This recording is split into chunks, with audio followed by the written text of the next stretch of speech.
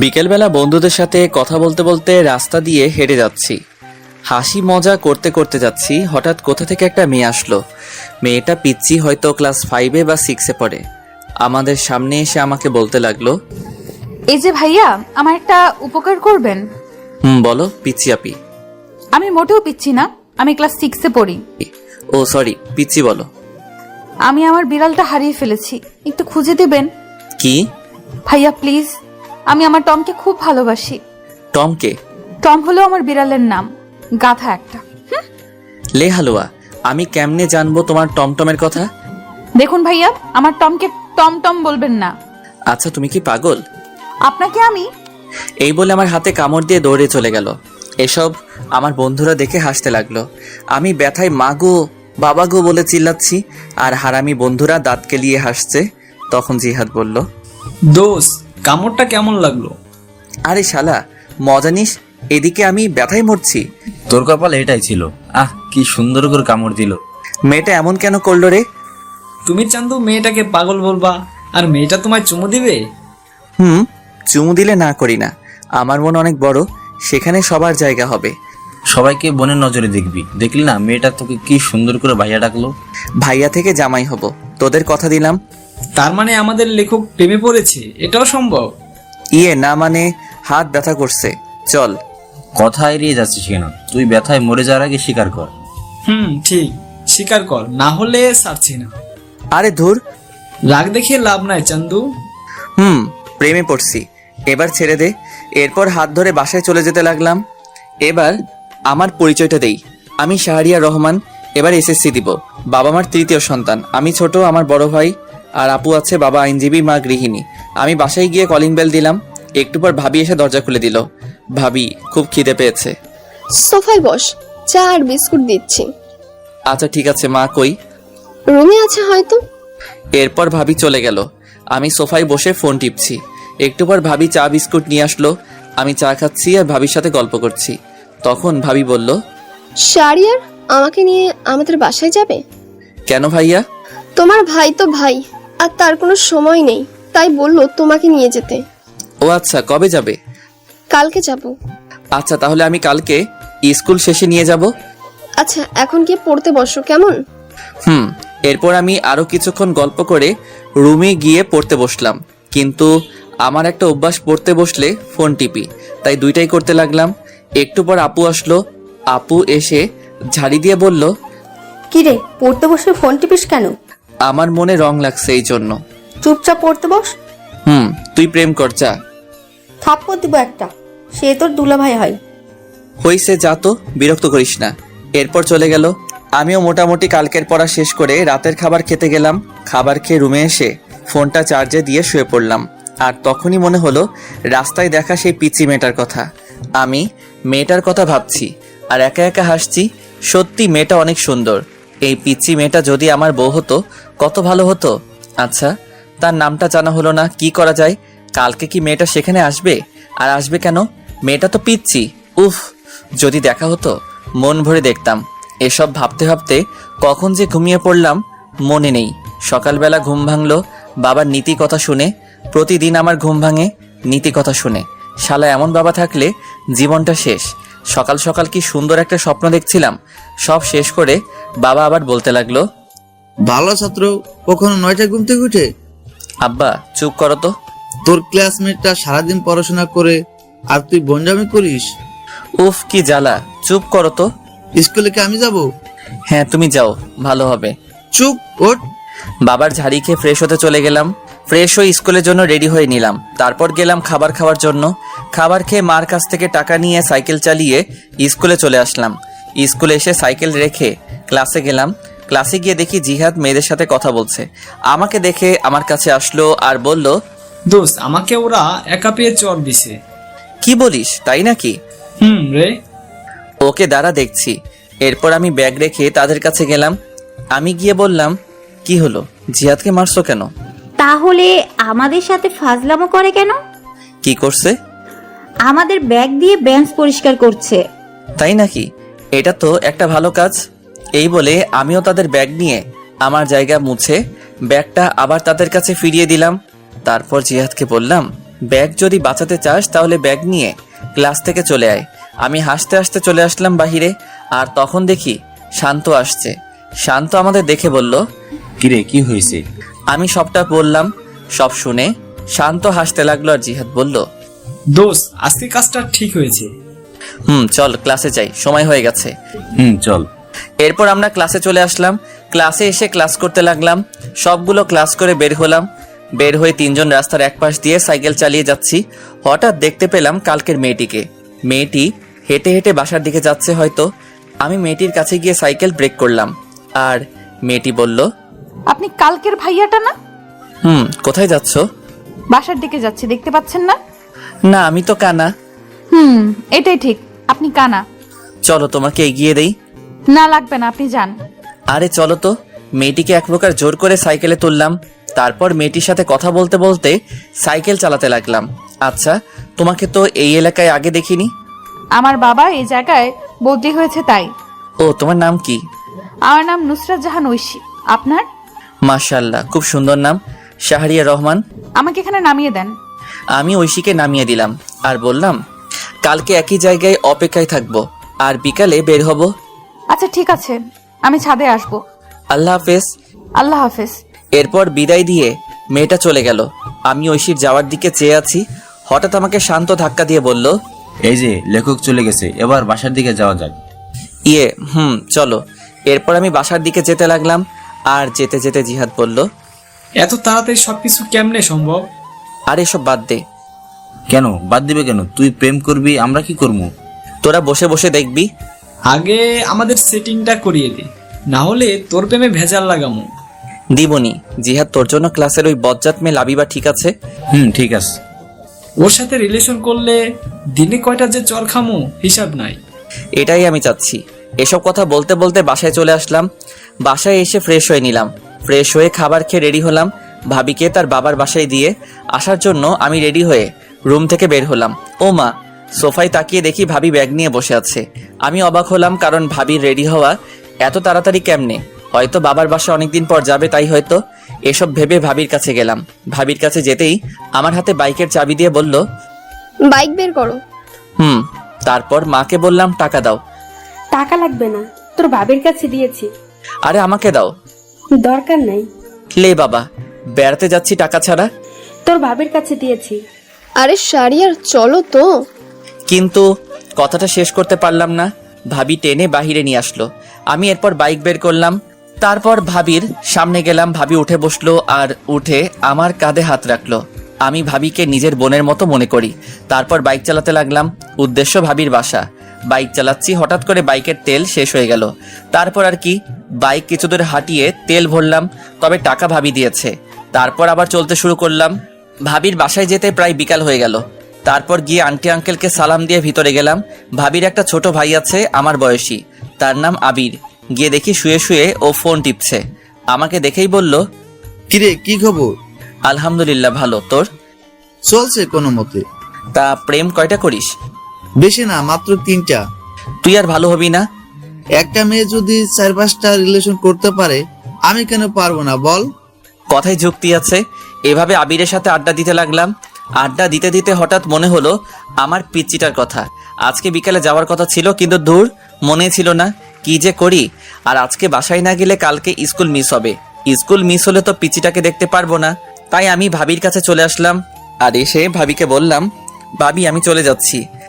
আজকে যেতে হবে না, আজকে থাকবে, প্রায় সন্ধ্যা হয়ে এলো। আরে কালকে স্কুল আছে, আর না গেলে স্যার বকা দিবে। যেদিন স্কুল পলাশ তখন? মানে তবুও যেতে হবে। এরপর ভাবিকে বুঝিয়ে আন্টি আঙ্কেল থেকে বিদায় নিয়ে চলে আসলাম। একা একা বাইক চালাচ্ছি আর হেডফোন দিয়ে গান শুনছি। বাসায় আসতে আসতে প্রায় রাত 7টা বেজে গেল। আমি বাইক রেখে কলিং বেল দিলাম, আর একটু পর মা এসে দরজা খুলে দিল, আর আমাকে দেখে অবাক হয়ে বলল, কিরে চলে আসলি কেন? কালকে স্কুল আছে। বাহ, বেশ পরিবর্তন হয়েছিস। পরিবর্তন কি আর এমনি হয়েছি মা? বিড়বিড় করে কি বলছিস? কই কিছু না, আমি রুমে যাচ্ছি, চা দিয়ে যেও। এই বলে রুমে চলে আসলাম। রুমে এসে ফ্রেশ হয়ে পড়তে বসলাম। একটু পর মা চা নিয়ে আসলো, আর আমি বললাম, আচ্ছা মা, আপু কি সারাদিন কথা বলে দুলাভাইয়ের সাথে? কি করবে এছাড়া? ওর এই সময়ে জামাইটাও বিদেশে, তাই কথা বলে। জামাই বিদেশে বলে সারাদিন কথা বলতে হয়? ও তুই বুঝবি না, পড়তে বস। এই বলে মা চলে গেল। ও, আপনাদের বলা হয় নাই, আপুর বিয়ে হয়েছে 1 বছর, আর আপুর বিয়ের 6 মাস পর দুলাভাই বিদেশে চলে যায়, আর আপু এখন প্রেগনেন্ট, তাই এরকমটা বললাম। আমি চা খাচ্ছি আর ফোন টিপছি। পড়তে বসলে ফোন টিপতে ইচ্ছে করে, তবুও কিছুক্ষণ পরে রাতের খাবারকে শুয়ে পড়লাম। শুয়ে শুয়ে কিছুক্ষণ ফোন টিপে চার্জে দিয়ে ঘুমিয়ে পড়লাম। সকালে প্রতিদিনের মতো বাবার নীতি কথা শুনে ঘুম ভাঙলো। তারপর উঠে ফ্রেশ হয়ে নিলাম। ফ্রেশ হয়ে রেডি হয়ে খাবার খেতে গেলাম। খাবার খেয়ে বাইকটা বের করলাম, কারণ আজকে বাইক দিয়ে যাব, যেহেতু বাইকের চাবি আমার কাছে। আমি জিহাদকে কল দিয়ে বললাম মোড়ে দাঁড়াতে শান্তকে নিয়ে। এরপর আমি মোড়ে আসলাম। মোড়ে এসে তাদের সাথে নিয়ে স্কুলে চলে আসলাম। স্কুলে এসে যথাক্রমে ক্লাস করতে লাগলাম। ক্লাস শেষ করে বের হলাম, আর আমি বললাম দোস্ত তোরা হেঁটে আয়, আমি তোর ভাবিকে বাসায় দিয়ে আসি। আচ্ছা, কিন্তু জিহাদ কই? আমি দূরে তাকিয়ে দেখি একটা মেয়ের সাথে কথা বলছে। আমি ডাক দিলাম। আমি ডাক দিতেই হেসে দিল। আমাদের বোঝার বাকি রইল না, জিহাদ পটানোর চেষ্টা করছে। আমি শান্তকে বললাম তুই জিহাদকে নিয়ে আয়, আমি যাচ্ছি। ঠিক আছে। এরপর আমি বিদায় দিয়ে চলে আসলাম ঐশীর স্কুলের সামনে। এসে দেখি ঐশী স্কুলের সামনের দোকান থেকে ফুচকা খাচ্ছে। আমি দূর থেকে ফুচকা খাওয়া দেখছি আর একা একা হাসছি। হঠাৎ 2টা ছেলে এসে প্লেট নিল আর ঐশীর হাত ধরতে লাগলো। আমি এটা দেখে বাইক নিয়ে ঐশীর সামনে গেলাম আর বললাম উঠো। ঐশী আমাকে দেখে হাসি দিল, তারপর উঠে বসলো। আমি ফুচকার টাকা দিয়ে চলে আসলাম। ছেলেগুলো আর কিছু বলল না। আমি একটা পার্কে নিয়ে আসলাম আর এসে একটা জায়গায় বসলাম। আর তখন ঐশী বলল কালকে বিকেলে আসেননি কেন? আসলে ভাবিকে নিয়ে তার বাবার বাসায় গিয়েছিলাম। ও আচ্ছা, আমাকে বাসার সামনে নামিয়ে দিয়ে আসেন, দেরি হলে মা বকা দিবে। আচ্ছা, কিছু খাবে? না, খাবো না। জানেন মা আমাকে বাসায় একটু সময় দেয় না, বাবাও না, আমি একা। কেন, আমি আছি তো। আজকে আমি খুব ভয় পেয়েছিলাম। আমি থাকতে তোমার কিছু হবে না, ছায়া হয়ে পাশে থাকবো। আমার বন্ধু হবেন? কি মনে হয়? বন্ধু তাহলে। বাসায় তোমার আম্মু কি করে? সারাদিন ফোনে মিটিং নিয়ে থাকে আর আমাকে একটু একটু বকা দেয়। ও, চিন্তা করো না, তোমার ফোন আছে। আমার সময় কাটানোর জন্য বাবা আমাকে গেমস খেলার জন্য কিনে দিয়েছে। তোমার নাম্বারটা দিবা? নাম্বার তো মুখস্থ নাই। তাহলে আমারটা নাও। এই বলে আমি ব্যাগ থেকে কাগজ বের করে নাম্বারটা লিখে দিলাম। এরপর ঐশীকে নিয়ে তার বাসার সামনে নামিয়ে দিলাম। নামিয়ে দিয়ে বিদায় দিয়ে চলে আসলাম। আর আসার সময় বললাম কল দিতে। এরপর আমি জিহাদ আর শান্তর কাছে চলে আসলাম। আমি কিছু দূর আসতেই দেখি শান্ত আর জিহাদ হেঁটে হেঁটে এদিকে আসছে। আমি গিয়ে তাদের সামনে ব্রেক করলাম আর উঠতে বললাম। এরপর ওদের নিয়ে ঘুরতে লাগলাম। কিছুক্ষণ ঘুরে ওদের বাসায় নামিয়ে দিয়ে আমি আমার বাসায় চলে আসলাম। বাসায় এসে ফ্রেশ হয়ে খাবার খেয়ে বিছানায় শুয়ে পড়লাম। আর তখনই আমার ফোনে একটা কল আসলো। আমি ফোনটা বের করে দেখি অচেনা নাম্বার। আমি ফোন রিসিভ করলাম। ওপাশ থেকে বলল আমি ঐশী। ও তুমি? এতক্ষণ তোমার কথাই মনে করছিলাম। কেন? আমাকে তুমি করে না বললে কল কেটে দিব। আচ্ছা, তুমি করে বলবো। গুড। খেয়েছো? তুমি? জানো মা যেন কার সাথে কথা বলে। কার সাথে বলে তুমি জিজ্ঞেস করো নাই? করেছি, মা আমাকে বকা দিছে।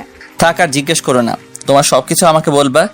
আচ্ছা, তুমি কিন্তু আমি ছাড়ার কারোর সাথে কথা বলবে না। আচ্ছা, বলবো না। এখন একটু ঘুমাও। এখন ঘুমালে বিকালে উঠতে পারবো না। তাহলে? আমার সাথে কথা বলতে হবে। এই টাকা নেই তো। আমার এই নাম্বারে ইমু খোলা, কল দাও। আচ্ছা, দিচ্ছি। এরপর ঐশী আমার ইমুতে কল দিল আর আমি কথা বলতে লাগলাম। বিকাল পর্যন্ত কথা বললাম।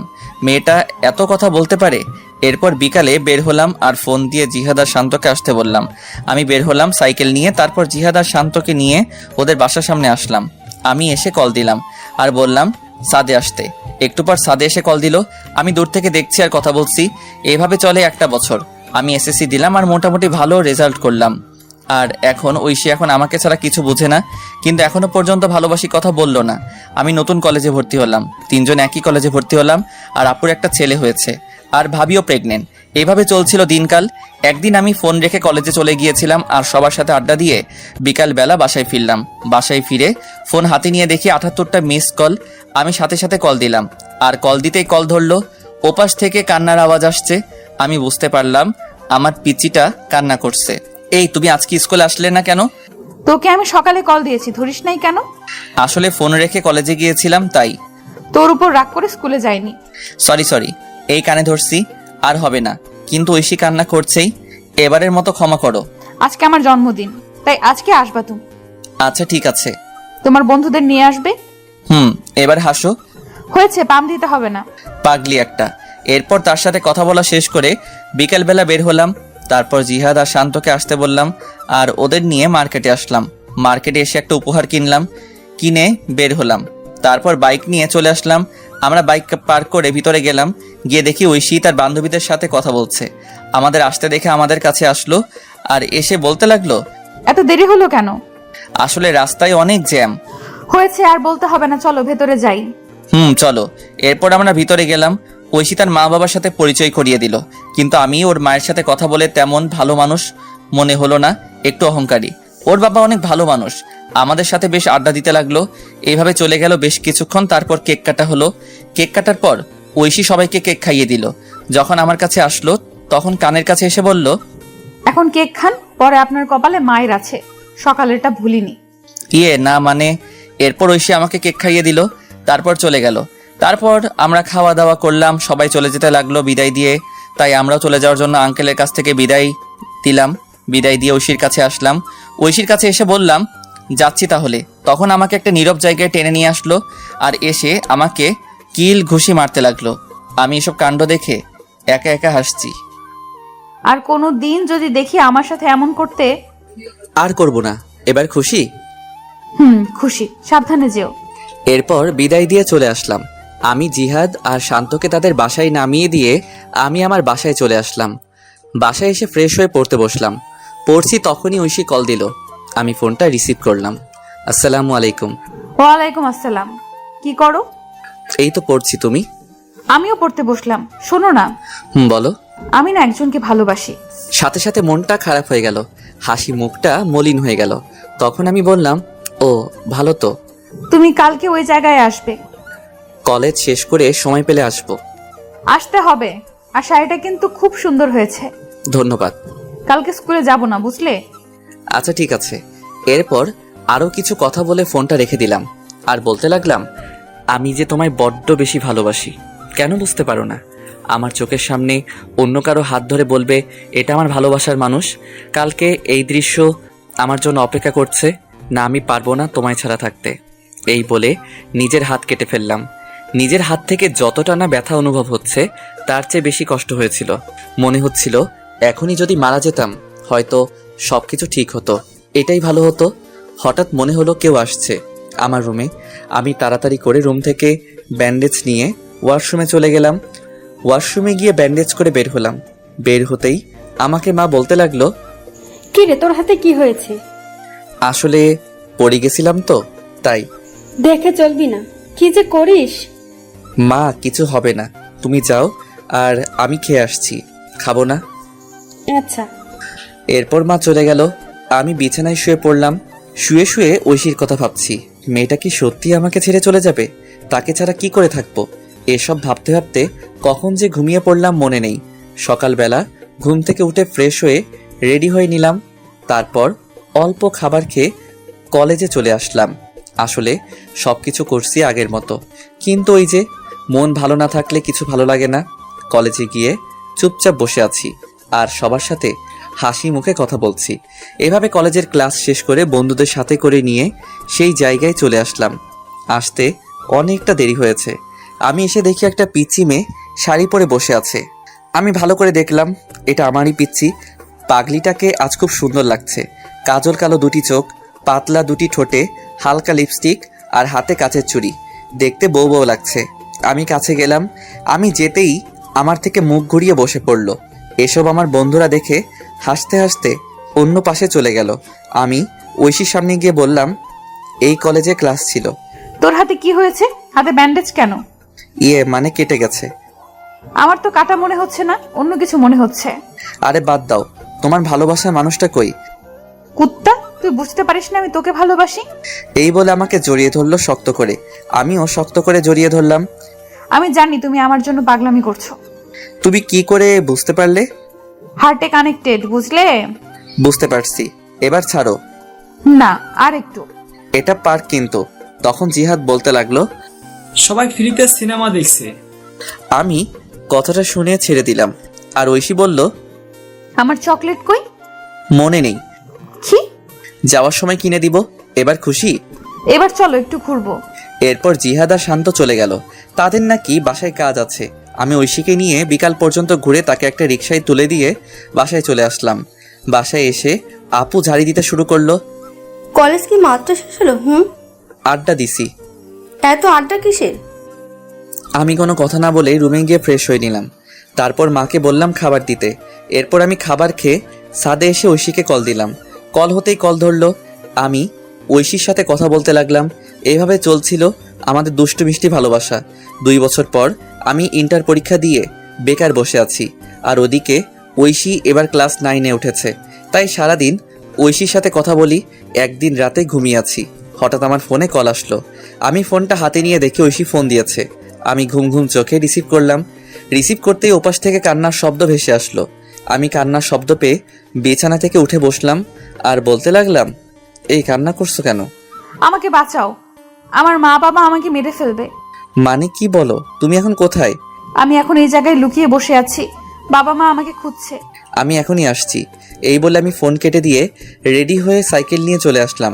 এসে সেই জায়গায় আসলাম আর আমাকে দেখে ঐশী আমার সাইকেলে উঠে বসলো আর বলতে লাগলো, তাড়াতাড়ি চলো। আমি তাড়াতাড়ি সাইকেল চালাতে লাগলাম।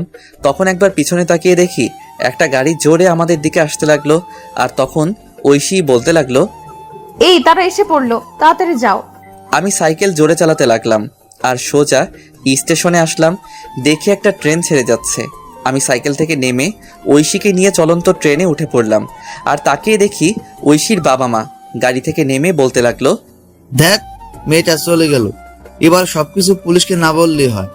এদিকে আমি ট্রেনে উঠে হাঁপাতে লাগলাম আর ঐশীও হাঁপাতে লাগলো। আমি ট্রেনের ভিতরে গেলাম আর একটা ফাঁকা জায়গা দেখে ঐশীকে নিয়ে বসে পড়লাম। অনেকক্ষণ চুপ থাকার পর আমি বললাম, কি হয়েছে আমাকে সব বলো। শুরু তাহলে। বাবা মা রাতের বেলায় আলোচনা করছিল। আমি তোমার সাথে কথা বলে পানি খাওয়ার জন্য টেবিলে আসলাম। তারপর পানি খেয়ে যখন বাবা মায়ের রুমের সামনে দিয়ে যাচ্ছিলাম, তখন কিছু কথা কানে আসে। কথাগুলো এমন ছিল, ওরা নাকি আমার কাকা কাকি। আমার যখন 1 বছর ছিল তখন নাকি আমার বাবা মা মারা যায় অ্যাক্সিডেন্টে। আর আমার বাবার সব সম্পত্তি আমার নামে হওয়ায় আমার কাকা কাকি আমাকে লালন পালন করছে। আর কালকে নাকি আমাকে জোর করে দলিলে সাইন করাবে, আর সাইন না করলে মেরে ফেলতে পারে। পরে আমি এসব শুনে ফোন নিয়ে আর ব্যাগ গুছিয়ে লুকিয়ে বাইরে এসে তোমাকে কল দিলাম। ও আচ্ছা, কিন্তু আমি তো কিছু নিয়ে আসি নাই। আর এখন তো তোমাকে নিয়ে চিন্তা হচ্ছে। আমার বাসা থেকে 10,000 টাকা আর কিছু আমার অলংকার নিয়ে আসছি। তার মানে আমরা পালিয়ে যাচ্ছি? যেটা মনে করো। আচ্ছা, কি আর করার। তখনই একটা লোক এসে ট্রেনের টিকিট দেখতে চাইলো, কিন্তু আমাদের কাছে তো টিকিট নেই। তাই ভাড়া দিলাম আর সাথে জরিমানাও দিলাম। এরপর লোকটা আমাদের হাতে টিকিট দিয়ে চলে গেল আর বলে গেল কেউ আসলে এটা দেখাতে। আমিও বিদায় দিলাম। আমি টিকিট দেখে দেখি এটা রাজশাহী যাওয়ার টিকিট। তার মানে আমরা রাজশাহী যাচ্ছি। তখনই ঐশী বলল, এই খুব ঘুম পাচ্ছে। ঘুমাও। ঐশী আমাকে জড়িয়ে ধরে ঘুমিয়ে পড়লো। আমিও কখন যে ঘুমিয়ে পড়লাম মনে নেই। ঘুম ভাঙলো ঐশীর ডাকে, এই আমরা চলে আসছি, ওঠো। তারপর আমরা ট্রেন থেকে নেমে কোথায় যাব কিছু বুঝতে পারছি না। আগে একটা বাসা ঠিক করা দরকার। তারপর স্টেশন থেকে বেরিয়ে এক পাশ দিয়ে হাঁটতে লাগলাম। হঠাৎ চোখ পড়লো একটা লিফলেটের উপর লেখা বাসা ভাড়া দেওয়া হবে। আমি লিফলেটের নিচে থাকা নাম্বারে কল দিলাম। কিছুক্ষণ কল হতেই কল ধরলো। আসসালামু আলাইকুম। ওয়ালাইকুম আসসালাম। জি, বাসা ভাড়ার জন্য ফোন দিলাম। ও, বিবাহিত ছাড়া ভাড়া দেওয়া হয় না? জি, আমরা বিবাহিত। তাহলে এখন তো সকাল 7টা বাজে, আপনি 10টায় আসেন আর সাথে করে বিয়ের কাবিননামা নিয়ে আসবেন। জি আচ্ছা, ধন্যবাদ আপনাকে। এরপর ফোন কেটে দিলাম। ফোন কেটে দিয়ে ঐশীকে বললাম বিয়ে করা লাগবে। চলো কাজী অফিসে। আরে সাক্ষী লাগবে না, টাকা দিলে সব হয়, চলো তো। এরপর একজনকে জিজ্ঞেস করে কাজী অফিসের দিকে যেতে লাগলাম। তারপর পৌঁছে গেলাম। গিয়ে দেখি আমাদের মতো আরো এক কাপল বিয়ে করার জন্য আসছে। আমাদের দেখে ওখানের ছেলে বলল, ভাই কি বিয়ে করবেন? ভাই কেন? আপনি আমার বিয়ের সাক্ষী হয়ে যান আর আমি আপনারটা। আচ্ছা। কাজীকে বুঝতে দেবেন না আমাদের মধ্যে পরিচয় নেই, না হলে বেশি টাকা চাইবে। ওকে।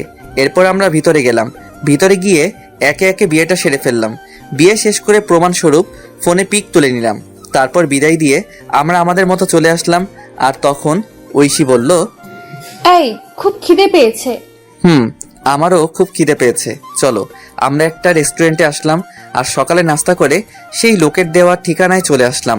আর এসে লোকটাকে আবার কল দিলাম, আঙ্কেল আমি আপনার বাসার সামনে দাঁড়িয়ে আছি। আচ্ছা দাঁড়াও, আসছি। একটু পর একটা লোক আসলো। চলো তোমাদের রুমটা দেখাই। এরপর লোকটা আমাদের রুম দেখাতে লাগলো আর বলল, ভাড়া 3000 টাকা সব মিলিয়ে। ও আচ্ছা, তা আঙ্কেল আমরা আজকে উঠবো। আচ্ছা সমস্যা নেই। আমি আঙ্কেলকে 2000 টাকা দিয়ে দিলাম। উনি বেশ খুশি হলো। তারপর আমার হাতে চাবি দিয়ে চলে গেল। আমি আর ঐশী মিলে রুমটা পরিষ্কার করতে লাগলাম। আর ঐশী বলল, এই তুমি বাজারে যাও আর এই জিনিসগুলো নিয়ে আসো। টাকা কত আছে? আছে 5000 টাকা। এগুলো তো হবে। শোনো, বাজার করবা আর রান্না করার জন্য হাঁড়ি পাতিল আর 2টা প্লেট আর বিছানার জিনিসপত্র যা যা লাগে নিয়ে আসবে। ফ্লোরে বিছানা করবা, তাহলে চকির টাকাটা সেভ হবে। যাও তুমি। এরপর আমি একটা কাগজে লিখে চলে আসলাম বাজারে। এসে সবকিছু কিনতে লাগলাম আর আমার জন্য কিছু মার্কেট করলাম বাসায় পরার জন্য। ঐশীর কাপড় নিয়ে আসছে, তাই তার জন্য করতে হলো না। এসব কিনে বাসায় আসতে দুপুর হয়ে গেল। দুপুরে বাসায় এসে আমি সবকিছু গোছাতে লাগলাম আর ঐশী রান্না করতে গেল। আমি জানি ঐশী তেমন কোনো রান্না পারে না, পিচ্ছি একটা মেয়ে, মাত্র ক্লাস 9-এ উঠলো। আমি সবকিছু গুছিয়ে রান্নাঘরে গেলাম। গিয়ে দেখি পাগলিটা আমার জন্য ডিম ভাজি করছে। আমি গিয়ে পিছন থেকে জড়িয়ে ধরলাম আর ঐশী বলল, এই যে এখন গোসল করে আসো, তারপর খাবার খাবে। কি ডিম ভাজি করেছো? আসলে আমি ডিম ভাজি ছাড়া আর কিছুই পারি না। দূর পাগলি, আমার সমস্যা হবে না। তারপর গোসল করতে গেলাম। গোসল শেষ করে বের হয়ে দেখি পাগলিটা আমার জন্য খাবার নিয়ে বসে আছে।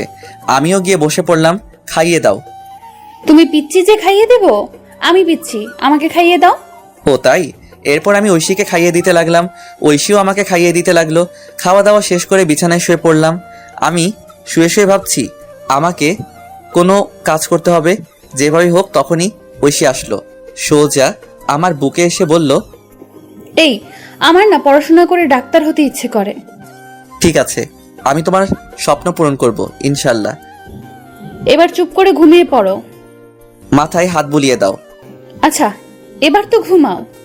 এরপর ঐশী আমাকে মাথায় হাত বুলিয়ে দিতে লাগলো। আমি কখন যে ঘুমিয়ে পড়লাম মনে নেই। যখন ঘুম ভাঙলো তখন দেখি পাগলিটা আমাকে জড়িয়ে ধরে ঘুমিয়ে আছে। আমি ডাক দিলাম না। ঠোঁটের উপর চুলগুলো এসে দোলা দিচ্ছে।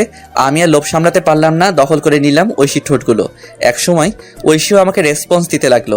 আমি তার রেসপন্স পেয়ে পাগলের মতো চুমু দিতে লাগলাম। আমি পাগলের মতো আদর করেই যাচ্ছি, কিন্তু একসময় মনে হলো কাজটা ঠিক হচ্ছে না। ঐশী এখনো ছোট, তাকে এই সময় এটা করা ভালো হচ্ছে না। আমি আদর করা বাদ দিয়ে শক্ত করে জড়িয়ে ধরলাম। আর আমার এসব অবস্থা দেখে ঐশী বলল, এই কি হলো? এটা ঠিক হচ্ছে না। কেন? আমি তোমার বিয়ে করা বউ। যদি বাচ্চা পেটে আসে তাহলে তুমি নিজেকে সামলাবে নাকি পেটের বাচ্চাকে সামলাবে? কিন্তু আমি যে চাই। আগে তুমি বড় হও সেদিন। আমি এখন যথেষ্ট বড় হয়েছি। আরো বড় হতে হবে। কলেজে উঠো তারপর। এতদিন পারবে না থাকতে? চুপ, আর একটা ওর কথা না। আমি বাহিরে যাব। কেন? কালকে তোমার স্কুলে ভর্তি করতে যাব আর কাজ খুঁজতে। আমার গলার হারটা নিয়ে যাও, না হলে ভর্তি হব কিভাবে? কিন্তু এটা কি ভালো হবে? শোনো, টাকা হলে সব কিনতে পারবো। এরপর আর কি, আমি উপর থেকে উঠে রেডি হয়ে নিলাম। রেডি হয়ে এটা নিয়ে বেরিয়ে পড়লাম আর একটা দোকানে এসে এটা বিক্রি করলাম। বিক্রি করে মোট 7000 টাকা পেয়েছি। তারপর একটা স্কুলে গেলাম। স্কুল অনেক আগে ছুটি হয়েছে। দেখি অফিস রুম খোলা আছে। আমি অফিসের ভিতরে গিয়ে ভর্তির বিষয়ে কথা বললাম। তারপর হেড স্যার বললেন কালকে নিয়ে আসতে। তারপর আমি বেরিয়ে আসলাম। বেরিয়ে এসে একটা চায়ের দোকানে আসলাম। এসে চাচাকে চা দিতে বললাম। চাচা চা দিল আর তখনই একটা লোক এসে চাচাকে খারাপ ভাষায় গালি দিতে লাগলো আর চাঁদা দিতে বলল। চাচা প্রথমে না করলো, কিন্তু লোকটা শুনলো না আর লোকটা চাচাকে একটা থাপ্পড় দিল। আমি সাথে সাথে লোকটাকে মারতে লাগলাম। একসময় লোকটা দৌড়ে চলে গেল আর চাচা আমাকে বলল, বাবা তোমায় কি বলে ধন্যবাদ দিব? আরে চাচা কি বলেন, আপনি আমার বাবার মতো। বসো বাবা, তোমাকে তো এই এলাকায় আগে কখনো দেখিনি। জি, আমি এই এলাকায় নতুন। ও আচ্ছা, বসো চা খাও। আচ্ছা চাচা, কোনো কাজ আছে? বেকার বুঝি? জি চাচা, যে কোনো কাজ হলেই চলবে। তুমি তো ভালো ঘরে ছিলে, তোমাকে কি সিএনজি চালাতে বলা যায়? সমস্যা নেই চাচা, সিএনজি চালাতে পারবো। চলো তাহলে আমার সাথে। এরপর চাচা আমাকে নিয়ে একটা সিএনজি গ্যারেজে আসলো আর এসে কথা বলল। কথা বলে আমার হাতে সিএনজি এর চাবি দিল আর একটা লোক এসে আমাকে সিএনজি চালানো শিখিয়ে দিল। এসব করতে করতে সন্ধ্যা হয়ে গেল। তাই ভাবলাম প্রথমবার একটা ভাড়া মেরে আসি। যেই ভাবা সেই কাজ। আমি বেরিয়ে পড়লাম সিএনজি নিয়ে। একটা মোড়ে এসে বসে আছি। হঠাৎ একটা মহিলা আসলো আর বলল, এ জায়গা যাবে? আমি বললাম জি ওঠেন। মহিলাটি উঠলো। আমি বললাম, আমি তো তেমন চিনি না, আপনি একটু দেখিয়ে দিলে ভালো হতো। ওকে, সমস্যা নেই। এরপর মহিলাটা আমাকে রাস্তা দেখিয়ে দিল। আমি মহিলাটির জায়গায় নামিয়ে দিলাম। তারপর মহিলাটি আমাকে 100 টাকা দিল। আন্টি, আমি তো ভাড়া জানি না। আরে ভাড়া 80 টাকা, আর তুমি 100 টাকা রেখে দাও। না আন্টি, আমার কাছে 20 টাকা আছে, নিন। এই বলে আমি 20 টাকা দিয়ে চলে আসলাম। এভাবে রাত 10টা পর্যন্ত ভাড়া মারলাম। মোট 400 টাকা ভাড়া মারলাম। তারপর সিএনজি জমা দিলাম, আর 150 টাকা সিএনজির মালিককে দিয়ে আমি বাসায় চলে আসলাম। বাসায় আসার আগে কিছু চকলেট নিলাম। বাসায় এসে দেখি পাগলিটা খাবার নিয়ে বসে আছে। আমাকে দেখে বলল, এতক্ষণ কই ছিলা? কাজে। যাও ফ্রেশ হয়ে আসো। আর তোমার শরীরের এই অবস্থা কেন? আরে কিছু না, বলো বলছি। আমি সিএনজি চালাই। এই কথা শুনে ঐশী কান্না করতে লাগলো। আমি বললাম, এই পাগলি কান্না করো কেন? তুমি আমার জন্য এত কষ্ট করছো? খুব ভালোবাসি যে। আমিও খুব ভালোবাসি পাগল। আমি ফ্রেশ হয়ে আসি পাগলি, এত কান্না করে না।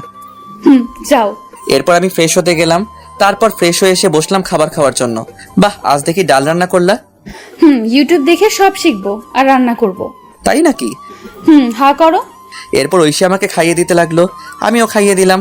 তারপর খাবার খেয়ে শুয়ে শুয়ে ফোন টিপছে, আর একটু পর ঐশী আমার বুকে আসলো আর বলল, এই যে আজকে কিন্তু বাসর রাত। জি ম্যাডাম। আদর দাও। না, আগে তোমার বয়স 18 হোক। উফ, যাও, লাগবে না। এই বলে বুক থেকে নেমে ওদিকে ফিরে শুয়ে পড়লো। আমি ফোনটা রেখে পিছন থেকে জড়িয়ে ধরলাম, আর জড়িয়ে ধরতেই কেঁপে উঠলো। আমি তাকে আমার দিকে ফিরিয়ে ঠোঁটে আলতো করে চুমু দিলাম। আমার না অন্য কিছু চাই। ঘুমাও, তোমার শরীরের ক্ষতি হবে। ও মা, তাই? এই বলে আমার কপালে চুমু দিয়ে আমাকে জড়িয়ে ধরে ঘুমিয়ে পড়লো। আমিও পাগলিটাকে জড়িয়ে ধরে ঘুমিয়ে পড়লাম। সকালবেলা ঘুম ভাঙলো।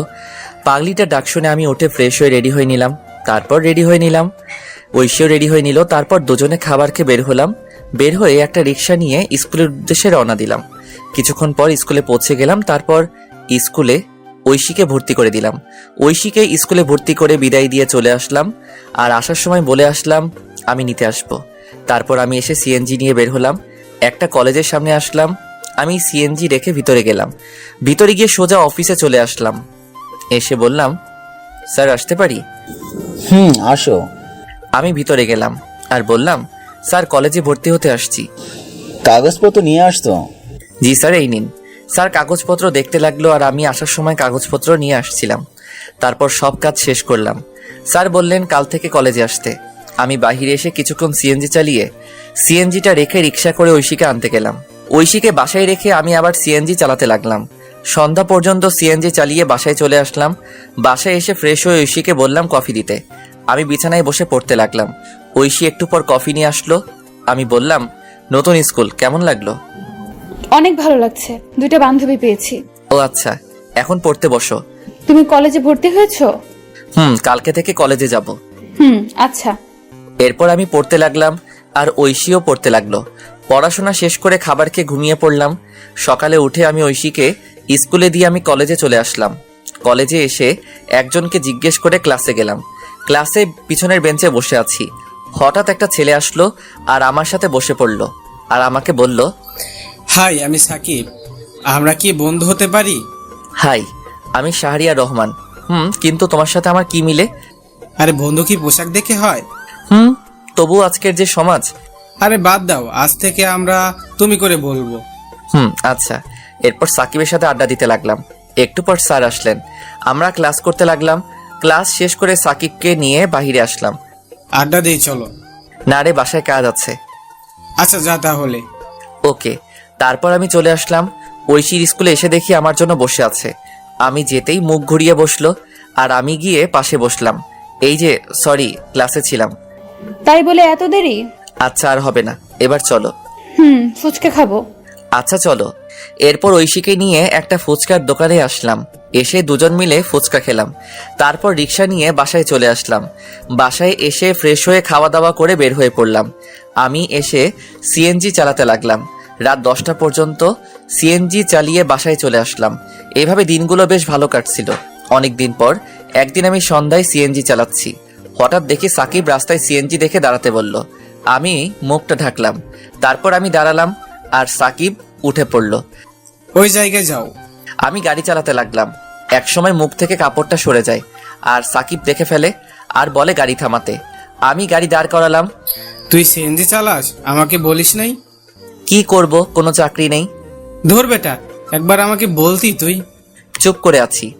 তুই কালকে এই জায়গায় যাবি, চাকরি হয়ে যাবে। কিন্তু কলেজ? কলেজের সব নোট আমি দিব, চিন্তা করিস না। আর তোর নাম্বার দে। আচ্ছা। এরপর আমি আমার নাম্বারটা দিলাম আর বিদায় দিয়ে চলে আসলাম। আমি তবুও রাত 10টা পর্যন্ত সিএনজি চালিয়ে বাসায় চলে আসলাম। বাসায় এসে ফ্রেশ হয়ে ঐশীর কাছে গেলাম। দেখি রান্নাঘরে কাজ করছে। আমি ঐশীকে পিছন থেকে জড়িয়ে ধরে বললাম, এই কি করো? এই তো কাজ করি। খিদে পেয়েছে? যাও বসো, আমি আসছি। আচ্ছা। আমি বসে আছি, একটু পর ঐশী খাবার নিয়ে আসলো। আমি ঐশীকে খাইয়ে দিলাম আর সেও আমাকে খাবার খাইয়ে দিল। তারপর খাবার খেয়ে বিছানায় শুয়ে পড়লাম। শুয়ে শুয়ে ভাবছি চাকরিটা যদি হয় তাহলে একটু ভালো করে চলতে পারবো। প্রতিদিন এত কষ্ট আর ভালো লাগে না। তখনই ঐশী আমার কাছে আসলো। এই আমি কিন্তু এখন টেনে পড়ি, অনেক বড় হয়েছি। বুঝতে পারছি।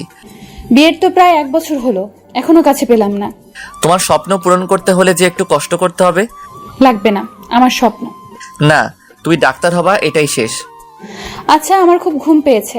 আমি ঐশীকে জড়িয়ে ধরে ঘুমিয়ে পড়লাম। ঐশীও ঘুমিয়ে পড়লো। সকালবেলা উঠে ফ্রেশ হয়ে রেডি হয়ে নিলাম। তারপর কাগজপত্র নিয়ে ঐশীকে স্কুলে নামিয়ে দিয়ে আমি অফিসে চলে আসলাম। আর আসার সময় বলে আসলাম চলে যেতে। আমি সাকিবের দেওয়া সেই ঠিকানায় চলে আসলাম। এসে ভিতরে গেলাম আর পিয়নকে বললাম স্যারের সাথে দেখা করব। আপনার নাম কি? শাহরিয়া রহমান। অপেক্ষা করুন, আমি ভিতর থেকে আসছি। এরপর পিয়ন চলে গেল। একটু পর বের হয়ে আমাকে বলল ভিতরে যেতে। আমি ভিতরে গিয়ে সালাম দিলাম। উনি আমাকে বসতে বললেন। আমি বসলাম আর ফাইলটা ওনার কাছে দিলাম। উনি ফাইল নিয়ে দেখতে লাগলেন। গুড, রেজাল্ট তো ভালো। তুমি যেহেতু সাকিবের বন্ধু তাহলে সমস্যা নেই। সাকিব আমার ভাতিজা। ও আচ্ছা। চাইলে আজকে জয়েন করতে পারো। আর প্রথমে তোমার বেতন হবে 15,000 টাকা। ধন্যবাদ স্যার, আপনি খুব বড় উপকার করলেন। ধন্যবাদ দেওয়ার কিছু নেই, আমি রাফিকে সব বলে দিচ্ছি, সে তোমায় কাজ বুঝিয়ে দিবে। আচ্ছা স্যার। এরপর স্যার পিয়নকে ডাক দিয়ে বলল রাফাকে ডাক দিতে। কিছুক্ষণ পর একটা মেয়ে আসলো আর তখন স্যার বলল, এই হচ্ছে শাহরিয়ার, আজকে নতুন জয়েন করলো, তুমি তাকে কাজ বুঝিয়ে দিবে। আচ্ছা স্যার। শাহরিয়ারকে ডেস্কে নিয়ে যাও আর বুঝিয়ে দাও। এরপর ফাইল নিয়ে চলে আসলাম আর মেয়েটা আমাকে একটা ডেস্কে নিয়ে আসলো। আমি বসলাম আর মেয়েটা বলল, হাই, আমি রাফা। হ্যালো, আমি শাহরিয়ার। চলুন আপনাকে কাজ বুঝিয়ে দেই। চলুন। এরপর রাফা আমাকে কাজ বুঝিয়ে দিতে লাগলো। আমি ভালো করে বুঝতে লাগলাম। এভাবে দুপুর হয়ে গেল আর রাফা বলল তার সাথে লাঞ্চ করতে, তাই তার সাথে ক্যান্টিনে খেতে গেলাম। তারপর সেখানে সবার সাথে পরিচিত হয়ে নিলাম। সবার সাথে পরিচিত হয়ে অনেক ভালো লাগলো। তারপর আবার কাজ করতে লাগলাম। কাজ করতে করতে কখন যে অফিসের টাইম শেষ হয়ে গেল বুঝতে পারলাম না। এভাবে চলতে লাগলো আমার দিনকাল। 1.5 বছর পর সকালবেলা রেডি হচ্ছি ঐশীকে কলেজে নিয়ে যাওয়ার জন্য। ও হ্যাঁ, এখন ঐশী কলেজে পড়ে। আমি সকালবেলা রিক্সা নিয়ে কলেজের উদ্দেশ্যে রওনা দিলাম। এই মন দিয়ে ক্লাস করবা। আচ্ছা, দুপুরে কি বাসায় আসবা? না, কাজ আছে অফিসে। ও আচ্ছা, রাতে তাড়াতাড়ি বাসায় ফিরবা। কথা বলতে বলতে ঐশীর কলেজে চলে আসলাম। কলেজে এসে ঐশী নেমে পড়ল। আমি ঐশীকে বিদায় দিয়ে আমার অফিসে চলে আসলাম। অফিসে এসে কাজ করছি। এখন সবাই আমাকে অফিসে এক নামে চিনে। স্যারও খুব ভালোবাসে আর পাশাপাশি পড়াশোনাও করছি। এসব করতে করতে বাড়ির কথা প্রায় ভুলেই গিয়েছিলাম, কারণ আমি জানি আমাকে কখনো বাবা মা ক্ষমা করবে না। আমিও সিম পাল্টে ফেলেছিলাম। অফিসে কাজ করছি, তখন পিয়ন আসলো আর আমাকে বলল, স্যার বলেছে লাঞ্চের পর ওনার সাথে মিটিং এ যেতে। আচ্ছা ঠিক আছে। তারপর পিয়ন মামা চলে গেল। আবার দেখি রাফা আসলো আর এসে বলল, এই যে মিস্টার, হ্যাঁ নানু। আপনার পিচ্চি বউ কেমন আছে? ভালো আছে। এবার তোর জামাইয়ের খবর কি? ভালো। বসো, চা খাও। আজকে আমার তেমন কাজ নেই। তাই নাকি? তাহলে এগুলো করতে থাকো। হালা, আমি আসলাম ফ্রি হয়ে আড্ডা দিতে আর তুই আমার হাতে ফাইল দিচ্ছিস। আরে করো না, হাজার হোক আমি তোর 2 নাম্বার জামাই। আহারে কি শখ। গো। তোর না স্যারের সাথে মিটিং এ যাওয়ার কথা? দুপুরের পর। গুড। তারপর বল, ভাতিজি কবে দেখবো? আরে সবই তো জানিস, ও এখনো পিচ্ছি। শালা, লাথি দিমু। কলেজে পড়ে আর এখনো পিচ্ছি, তাই না? তবু যদি ক্ষতি হয়? আজকে রাতে বাসুরটা সেরে নে। আমি তো নতুন, তাই তোর বাসর ঘরে ভিডিওটা দিস, শিখতে পারবো। হালা লুচ্চা, কাজ কর। তুই আবার লজ্জা পাস? জানতাম না। ভাই মাপ চাই, কাজ কর। এরপর কাজ করতে লাগলাম, আর কাজ করতে করতে লাঞ্চের টাইম হয়ে গেল। আমি খাবার খেয়ে একটু রেস্ট নিয়ে গাড়ি বের করলাম। একটু পর স্যার আসলো, তারপর আমি যেতে লাগলাম। রাস্তাটা একটা পার্কের পাশ দিয়ে। আমি নিজের মতো করে ড্রাইভ করছি। হঠাৎ একপাশে চোখ পড়লো, দেখি ঐশী একটা ছেলের সাথে পার্কের বেঞ্চে বসে আছে। আমি এটা দেখে গাড়ি ব্রেক করলাম, আর গাড়ি ব্রেক করতেই স্যার বলে উঠলো, শাহরিয়ার কোনো সমস্যা? না স্যার। যাও তাহলে, দেরি হয়ে যাচ্ছে। আমি এটা দেখে নিশ্চুপ হয়ে গেলাম। এতক্ষণ হাসি খুশি ছেলেটা এখন চুপচাপ হয়ে গেল। নিজের প্রিয় মানুষকে অন্যের পাশে দেখবো সেটা কখনোই ভাবতে পারিনি। ওইদিকে ঐশী, আচ্ছা সানি, আমরা তো বন্ধু তাই না? আর শোনো, তোমায় কিছু কথা বলবো। বলো। তোমার সাথে কি শাহরিয়ার ভাইকে মিলে তোমার চেয়ে কত বছর বড়, আর তুমি যদি ডাক্তার হও তাহলে কি তোমার সাথে যায়? কথাটা শুনে ঐশী চুপ করে রইল, আর ঐশীকে চুপ থাকতে দেখে সানি আবার বলল, আরে তুমি এত সুন্দর একটা মেয়ে, আর তোমার সাথে কি ওই কালো ছেলে মানায় না? কিন্তু সে খুব ভালো। আজকাল ভালো বলে কোনো কথা নেই, আর সমাজে চলতে গেলে আমার মতো স্টাইল ছেলে দরকার। আজকে যেতে হবে, আল্লাহ হাফেজ। আর শোনো, এদিকে আমি ঐশীকে এই অবস্থায় দেখে খুব কান্না পাচ্ছে। কিন্তু ওই যে একটা কথা, ছেলেদের কখনো কান্না করতে নেই। ছেলেদের চোখে কান্না মানায় না, কারণ তারা পুরুষ। যে ছেলেটা বাসায় কোনো কাজ করে না কিন্তু পরিস্থিতির শিকার হলে সবকিছু করতে পারে, হ্যাঁ এটাই ছেলে। একটা ছেলে কখনো তার ভালোবাসাকে পরিবারের জন্য ছেড়ে যায় না, কিন্তু একটা মেয়ে পরিবারের জন্য ঠিকই চলে যায়। হয়তো আপনারা বলতে পারেন ছেলেরা কি তার পরিবারকে ভালোবাসে না, কিন্তু দিন শেষে দেখবেন একটা ছেলে পরিবারকে যেমন ভালোবাসে ঠিক তেমনি প্রিয় মানুষটিকেও ভালোবাসে। যার জন্য নিজের পরিবার ছাড়লাম, সবকিছু ছেড়ে তাকে নিয়ে চলে আসলাম। আর সেই ঐশী একটা ছেলের সাথে পার্কে, না এটা কি করে মেনে নেওয়া যায়। আমি কোনো মতে মিটিং শেষ করে সন্ধ্যায় নদীর পাড়ে চলে আসলাম। নদীর পাড়ে এসে বসে বসে কান্না করতে লাগলাম, যার জন্য নিজের লাইফ পরিবর্তন করলাম। আর সে অন্য একটা ছেলের সাথে। আজ পর্যন্ত আমি তাকে বকা পর্যন্ত দেইনি, হ্যাঁ এখনো দিব না। তুমি যা চাও তাই হবে। আমি না হয় অজানা রাজ্যে হারিয়ে যাব। এসব ভাবতে ভাবতে কখন যে রাত 11টা হয়ে গেল বুঝতেই পারলাম না। আমি উঠে বাসার দিকে হাঁটা দিলাম। রাস্তার একপাশে দিয়ে হেঁটে যাচ্ছি আর আজকের ঘটনা মনে করছি। আমি হেঁটে বাসায় আসলাম। বাসায় এসে কলিং বেল দিলাম। একটু পর ঐশী এসে দরজা খুলে দিল আর আমাকে দেখে বলল, অফিস শেষ হয় বিকাল 5টায়, আর তুমি রাত 11টায় আসলে? আমি কোনো কথা না বলে ভিতরে চলে আসলাম। তারপর ফ্রেশ হয়ে নিলাম। ফ্রেশ হয়ে বিছানায় শুয়ে পড়লাম। আর তখন ঐশী আমার কাছে এসে বলল, আমি তোমাকে কিছু জিজ্ঞেস করছি, আর চলো খাবার খাবা। আমি বাইরে থেকে খেয়ে আসছি। কেন, তুমি জানো না আমি তোমায় ছাড়া খাই না? আমার শরীর খারাপ লাগছে, ঘুমাবো। আজকে তুমি এমন করছো কেন, কি হয়েছে? খুব ঘুম পাচ্ছে। আমি কম্বল জড়িয়ে ঘুমিয়ে পড়লাম। ঐশীও না খেয়ে শুয়ে পড়ল। সকালবেলা ঘুম ভাঙলো আজানের সময়। আমি উঠে পড়লাম, দেখি ঐশী এখনো ঘুমিয়ে আছে। আমি চুপচাপ ফ্রেশ হয়ে রেডি হয়ে বাইরে চলে আসলাম। বাহিরে এসে মসজিদে গিয়ে ফজরের নামাজ আদায় করে পার্কের রাস্তায় হাঁটতে লাগলাম। একা একা, এখন ভোর, তাই তেমন লোকজন নেই। আমি পার্কের রাস্তায় হেঁটে চলছি, ভালোই লাগছে পরিবেশটা, নিবিড় আর ঠান্ডা বাতাস বইছে। তখনই আমার ফোনে কল আসলো। আমি ফোনটা বের করে দেখে ঐশী কল দিয়েছে। আমি ফোনটা রিসিভ করলাম, আর তখনই ওপাশ থেকে বলতে লাগলো, আমাকে না বলে চলে গেলে কেন, আর খাবার খেয়ে গেলে না কেন? তুমি ঘুমিয়েছিলে তাই ডাকিনি, আর আমার অফিসে কাজ আছে। আমি কি করলাম বলবে একটু? আরে তুমি আবার কি করবা, আর খাবার খেয়ে কলেজে যাও। বাই, আমি বিজি আছি। আমি কল কেটে দিলাম। তারপর ফোনটা সাইলেন্ট করে পকেটে রাখলাম। খুব খিদে পেয়েছে তাই পার্ক থেকে একটা রেস্তোরাঁয় আসলাম। এসে সকালে নাস্তা করে অফিসে চলে আসলাম। অফিসে এসে আমি ডেস্কে বসে কাজ করছি, কিন্তু কাজে মন বসছে না। কি করব, তখনই রাফা আসলো আর বলল, এই যে স্যার, মন খারাপ কেন? আরে না। স্যার বলছে আজকে তুমি আর আমি আরেকটা প্রজেক্ট নিয়ে কাজ। ও গুড। হাতের কাজগুলো শেষ কর, দুপুরের দিকে বের হব। আচ্ছা বন্ধু, তোমার যে মন খারাপ আমি বুঝতে পারছি। এখন বল কি ব্যাপার? আসলে তারপর আমি রাফাকে সব বললাম। সব শুনে রাফা ঐশীর উপর খেপে গেল। ঐশীকে মনে হচ্ছে ইচ্ছে মতো থাপ্পড় দেই। আচ্ছা যাও, আমি হাতের কাজগুলো শেষ করি। আর আমার একটা উপকার করবা? কি বল? ঐশীর সম্পত্তি ফিরিয়ে দিতে হবে। আচ্ছা, তোর দুলাভাইকে বলবো, তুই চিন্তা করিস না। ধন্যবাদ। আর এই নে সেই বাড়ির কাগজপত্র। আমি কিছু কাগজপত্র আগে তুলে রেখেছিলাম, এবার বাকিটা তোর জামাই করবে। ঠিক আছে। আর শোন, 2 দিনের মধ্যে কাজটা করতে বলবি প্লিজ, কারণ এই তারিখ ঐশীর জন্মদিন। আমি চাই এই দিনে উপহার দিতে। আচ্ছা ঠিক আছে, এবার কাজ কর। এরপর রাফা চলে গেল। ও আপনাদের বলা হয়নি রাফার হাজবেন্ড পুলিশ, তাই কাজটা করতে বেশি সমস্যা হবে না। আমি কাজ করতে লাগলাম। কাজ করতে করতে দুপুর হয়ে গেল। তারপর ক্যান্টিন থেকে কিছু খেয়ে অফিসের গাড়ি নিয়ে বের হলাম আমি আর রাফা। আমি গাড়ি ড্রাইভ করছি আর তখন রাফা বলল, দোস্ত, ঐশীর কলেজের সামনে দিয়ে যা। কেন? অনেকদিন দেখি না, যা। কিন্তু ভাই প্লিজ। এরপর আমি গাড়িটা কলেজের সামনে দিয়ে নিয়ে যেতে লাগলাম। তারপর আমরা যেতেই দেখি কলেজ ছুটি হয়েছে। আমি গাড়িটা একটু দূরে দাঁড় করালাম। আমি আর রাফা গাড়িতে বসে আছি। হঠাৎ দেখি ঐশী কালকের সেই ছেলেটার সাথে হেসে হেসে কথা বলে যাচ্ছে। মনে হয় পার্কের দিকে যাচ্ছে। আমি রাফার দিকে তাকালাম, দেখি মাথা নিচু করে আছে আর আমাকে বলল, দোস্ত, আমি বুঝতে পারিনি রে। আরে ধুর, বাদ দে।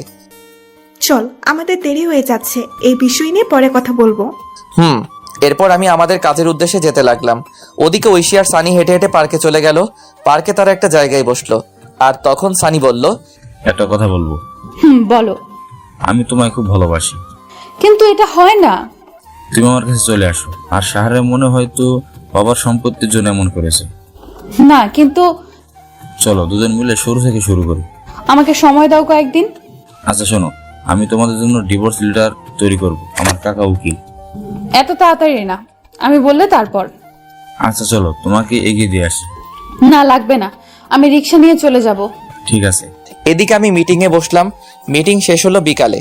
তারপর আরো কিছু কাজ করে সন্ধ্যাবেলায় অফিসে আসলাম। তারপর কাগজগুলো রেখে স্যারের রুমে গেলাম। স্যার, আসবো? আসো, তোমার জন্য অপেক্ষা করছি। আমি গিয়ে ফাইল জমা দিলাম আর স্যার দেখতে লাগলো। কিছুক্ষণ পর স্যার বলল, গুড, তোমার জন্য আমাদের কোম্পানি কাজটা পেয়েছে। স্যার, এই কোম্পানির আরেকটা শাখা আছে না? আছে, এটা তো রাঙামাটি। কেন? স্যার, আমাকে ট্রান্সফার করে দিন রাঙামাটি প্লিজ। কিন্তু কেন? স্যার, এমনি ওখানে একা থাকতে চাই, প্লিজ স্যার। আচ্ছা ঠিক আছে, আমি তোমাকে এই অফিসের ম্যানেজার হিসেবে পাঠাচ্ছি। আর ওখানে একটা লোক দরকার। স্যার, সাকিব কবে দেশে আসবে? আরও নাকি 2 বছর থাকবে।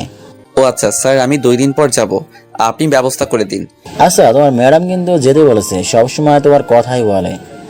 স্যার, যাওয়ার আগে দেখা করে যাব। চলুন বাসার দিকে যাই। চলো। এরপর স্যারকে নিয়ে বাসার উদ্দেশ্যে রওনা দিলাম। ড্রাইভার আমাকে আমার বাসার সামনে নামিয়ে দিয়ে স্যারকে নিয়ে চলে গেল। আমিও চলে আসলাম বাসায়। বাসায় এসে কলিং বেল দিলাম। একটু পর ঐশী এসে দরজা খুলে দিল। আমি কোনো কথা না বলে ফ্রেশ হতে চলে গেলাম। আমি ফ্রেশ হয়ে এসে দেখি ঐশী দাঁড়িয়ে আছে। তাকিয়ে দেখি প্রচুর রেগে আছে। কিন্তু আজ কেন জানি ওর রাগ আমার কাছে ভালো লাগছে না। আগে থাকলে হয়তো আমি রাগ ভাঙাতাম। আমি শুয়ে পড়লাম আর ঐশী এসে বলল, কি হয়েছে? কিছু না। আমার ভুলটা কোথায়? আরে তুমি কেন ভুল করবা? তাহলে আগের মতো আদর করো না কেন?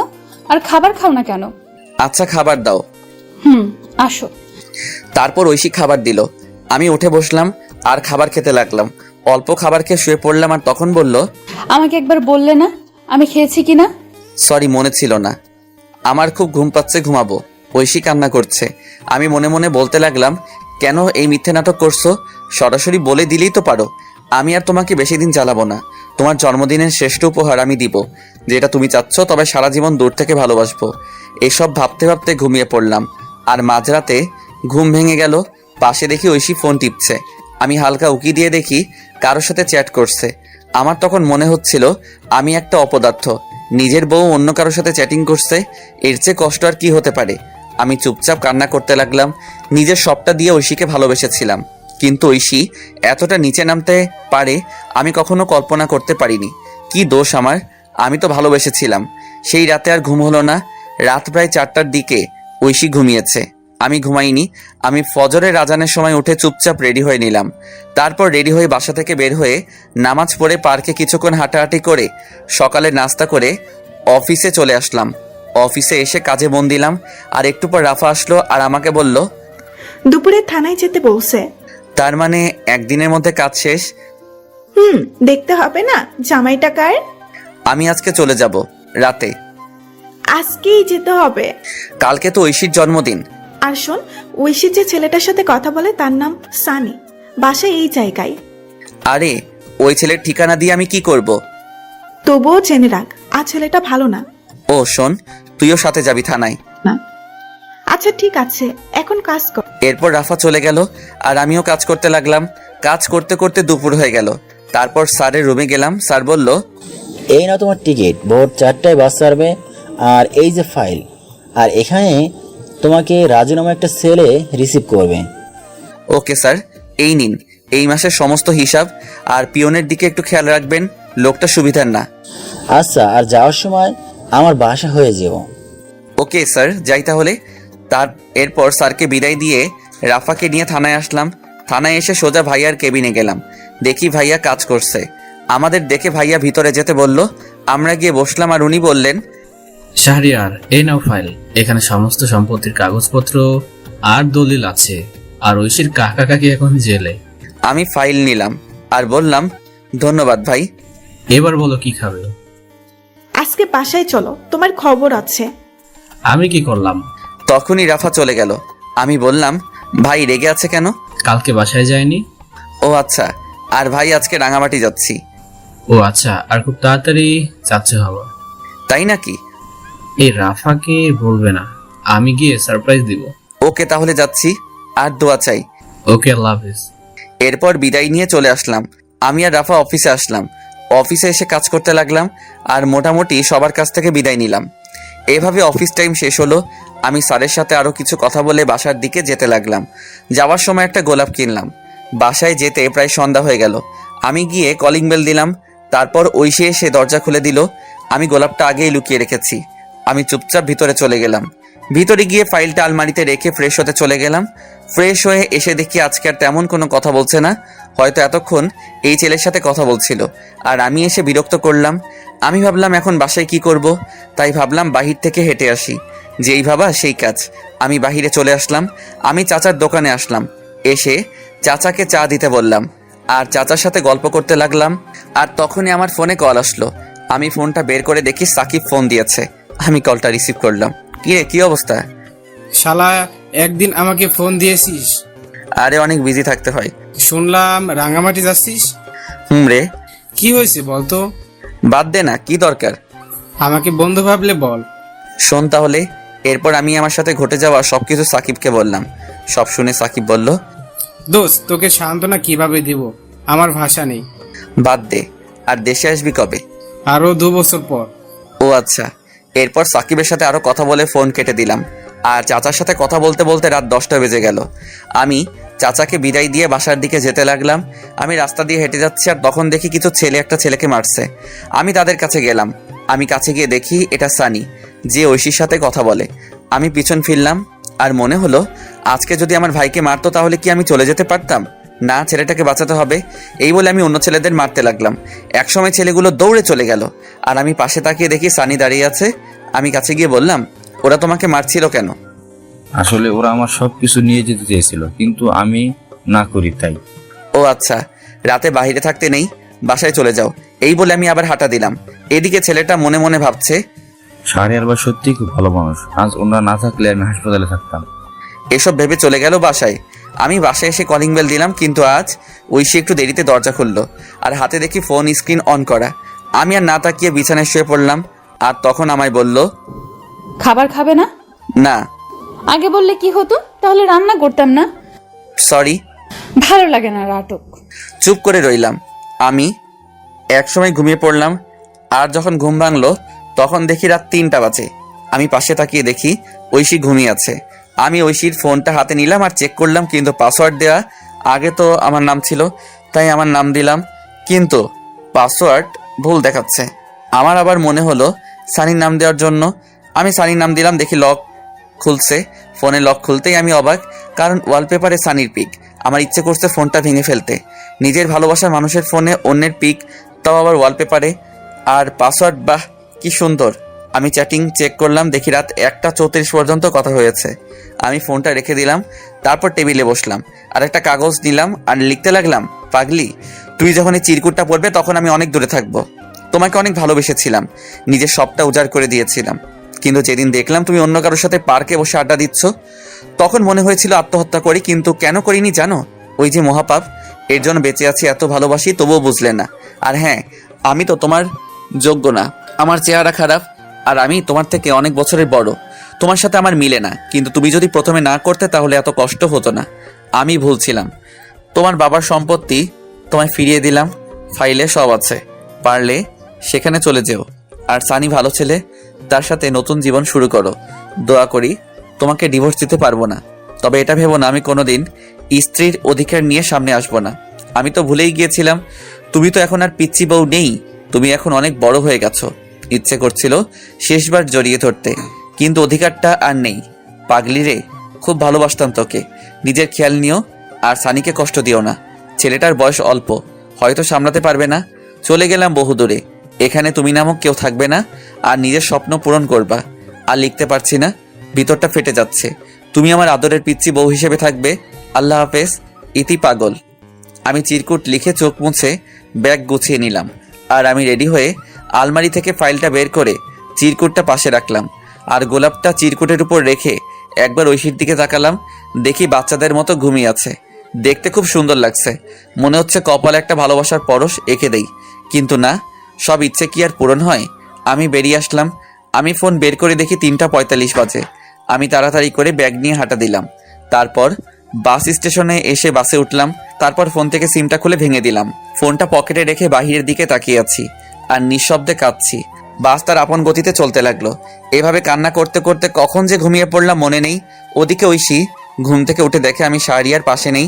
তারপর উঠে টেবিলের কাছে গিয়ে দেখি চিরকুটের উপর গোলাপ রাখা। ঐশী কৌতূহল হলো, তাই চিরকুটটা পড়তে শুরু করলো। চিরকুটটা পড়া শেষ করে নিশ্চুপ হয়ে গেল আর কান্না করতে লাগলো। আর বলতে লাগলো, আমাকে মাফ করে দাও, আমি বুঝতে পারিনি। এই কথা বলে চিরকুট বুকে জড়িয়ে বসে কান্না করতে লাগলো। আর তখনই তার ফোনে কল আসে। দেখে সানি কল দিয়েছে। ঐশী ফোনটা অফ করে দিল আর কান্না করতে লাগলো। এইভাবে অনেকক্ষণ সময় চলে গেল। ঐশী ভাবলো শাহরিয়ারের অফিসে যাবে, সেখানে কোনো খবর থাকবে। হয়তো ঐশী তাড়াতাড়ি করে রেডি হয়ে অফিসে চলে গেল। আর যেতেই রাফার কাছে গেল, কারণ ঐশী আগে থেকে চিন্তা। গিয়ে দেখে রাফা কাজ করছে। ঐশী বলল, রাফা, আসবো? আরে ঐশী, আসো বসো। ঐশীকে বসলো আর বলতে লাগলো, আপু শাহরিয়ারের কোনো খোঁজ জানেন? যেই ছেলেটা তোমার জন্য বাড়ির ছেলে তোমার হাত ধরে চলে আসছে আর সারাদিন কষ্ট করে তোমাকে সুখে রাখতে চাইছে, আর সেই তুমি এতটা নিচে নামতে পারলে? কান্না করছে। পবিত্র ভালোবাসা ছিল শাহরিয়ারের। ওর মতো স্বামী থাকতেও তোমার অন্যজনের সাথে। শাহরিয়ার তো তোমাকে মুক্ত করে দিয়ে গেছে, তুমি সানির সাথে ভালো থাকো। আপু, আপনার পায়ে ধরি প্লিজ, ও কোথায়? এই বলে ঐশী রাফার পা জড়িয়ে ধরলো। এইসব করে লাভ নাই, আমি জানি না কোথায় গেছে, আমি সামান্য এই বলে ফাইল নিয়ে স্যারের রুমে চলে গেল। ঐশী উঠে বাসার দিকে যেতে লাগলো। ঐশী রিক্সা দিয়ে যাচ্ছে আর কান্না করছে। হঠাৎ রাস্তায় দেখতে পাই সানিকে। সানিও তাকে দেখে সামনে আসলো। রিক্সাওয়ালা দাঁড়ালো। সানি বলল, কি হলো, আমার সাথে কথা বলো না কেন? রিক্সা কেন আটকালেন? আগে বলো। আমার ভালো লাগে না। এতদিন আমার সাথে কথা বলে আর এখন এসব কথা? ঐশী ঠাস করে সবার সামনে জুতা খুলে সানিকে চড় দিল। আর ঐশী বাসায় গেল। আর ঐশী বাসায় গিয়ে কান্না করতে লাগলো। এদিকে আমার ঘুম ভাঙলো জোরে ঝাঁকুনির কারণে। আমি উঠে দেখি সবাই বাস থেকে নামছে।